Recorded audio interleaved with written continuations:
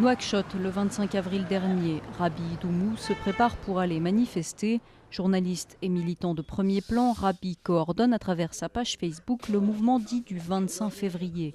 En ce lundi, baptisé Journée de la colère, plusieurs centaines de jeunes Mauritaniens feront face aux forces de l'ordre pour réclamer le départ du président Abdelaziz au pouvoir depuis son coup d'État en 2008.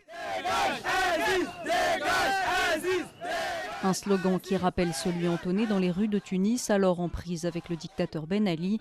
Même slogan, même but, la révolte mauritanienne se veut partie intégrante du mouvement de révolte dans le monde arabe, appelé désormais le printemps arabe.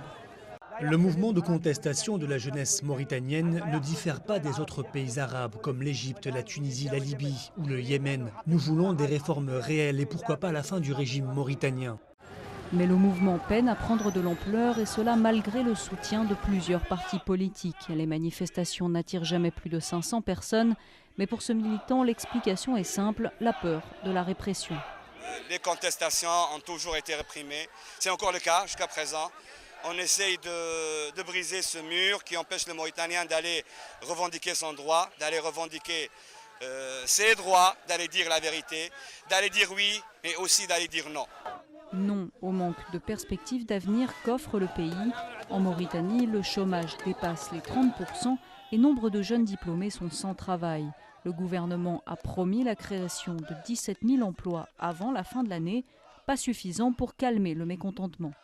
Ce à quoi nous assistons aujourd'hui, c'est une évolution normale des contestations de la jeunesse dans notre pays. La réaction du pouvoir face à ce mouvement déterminera le cours des événements, dans le sens de l'escalade ou de l'apaisement. Cependant, nous ne devons pas perdre de vue que la situation intérieure et extérieure constitue un terrain fertile pour le développement de ces révoltes.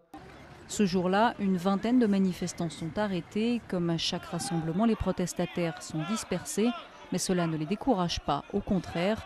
Certains disent ne rêver que d'une chose, imiter l'Égypte et la Tunisie, quel que soit le prix à payer.